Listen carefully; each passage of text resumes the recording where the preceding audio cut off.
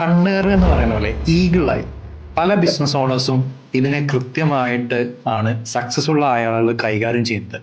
പലപ്പോഴും ആളുകൾ ഇപ്പോൾ ചെയ്യുന്ന വെച്ചാല് അവരെ ലൈഫ് സ്റ്റൈല്, അവരെ ഫാമിലി ആയിട്ട് പോകുന്നത്, അവരെ കാര്യങ്ങളുമാണ് ഏറ്റവും കൂടുതൽ കുറച്ച് ആളുകൾ അറിയാൻ വേണ്ടി ചെയ്യുന്നത്. അങ്ങനെ ആകുമ്പോൾ ആളിലേക്ക് പെട്ടെന്ന് എത്തും എന്നുള്ള ഒരു കോൺസെപ്റ്റ് ആണ് ചെയ്യുന്നത്. പലപ്പോഴും ഇങ്ങനെ ചെയ്യുമ്പോൾ സത്യം പറഞ്ഞാൽ നമ്മൾ ചെയ്യുന്ന ഓരോ ആക്ടിവിറ്റിയിലും ചെറിയ ചെറിയ തകർച്ചകൾ നമുക്ക് വരും.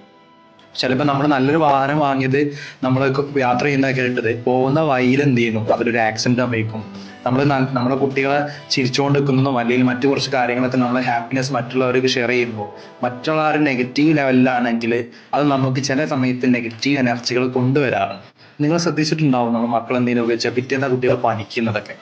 അപ്പോൾ നമ്മൾ പല സക്സസ്ഫുൾ ആയ ബിസിനസ് ഓണേഴ്സ് എന്താ ചെയ്യാറുണ്ട്, ബിസിനസിന്റെ സ്റ്റാറ്റസ് മാത്രമാണ് അവർ പലപ്പോഴും സ്റ്റാറ്റസ് ഇടാറുള്ളത്. നിങ്ങൾ നോക്കി കഴിഞ്ഞാൽ അറിയാം, പല സക്സസ്ഫുൾ ആയ ആളുകളും ബിസിനസിന്റെ പോസ്റ്റേഴ്സ്, ബിസിനസിന്റെ പ്രൊമോഷൻസ്, ബിസിനസ്സിലെ സ്റ്റാഫിന് കൊടുക്കുന്ന ആക്ടിവിറ്റീസുകൾ, ഇങ്ങനത്തെ കാര്യങ്ങൾ മാത്രമാണ് അവർ ചെയ്യുക. ബിസിനസ്സിലുള്ള ചിലപ്പോൾ അവാർഡ് കിട്ടുന്നതൊക്കെ അവർ കൊടുക്കുന്നുണ്ടാവും, പക്ഷേ പേഴ്സണൽ ലൈഫിലും അവർ കുറച്ചുകൂടി ബിസിനസ്സായിട്ട് കണക്ട് ചെയ്യാത്ത ഒരു കാര്യങ്ങളും അവർ പലപ്പോഴും എന്ത് ചെയ്യാറാണ്, എപ്പോഴും ലോക്ക് ചെയ്യാതെ വെക്കാണ്. പല സക്സസ്ഫുൾ ആയ ബിസിനസ് ഓണേഴ്സിനും അവർ സ്വന്തമായിട്ട് ആളെ മുമ്പിൽ ഷോക്കേസ് ചെയ്യുന്നുണ്ടെങ്കിലും അവർക്കൊരു സെക്കൻഡറി അക്കൗണ്ട് ഉണ്ടാവും. ആക്ച്വലി അവരുടെ ഫാമിലി കാര്യങ്ങൾ ഇതെപ്പോഴും പ്രൈവറ്റ് ആക്കിയിട്ടും അല്ലെങ്കിൽ അധികം ബൂം ചെയ്യാതെ വെക്കാറുണ്ട്.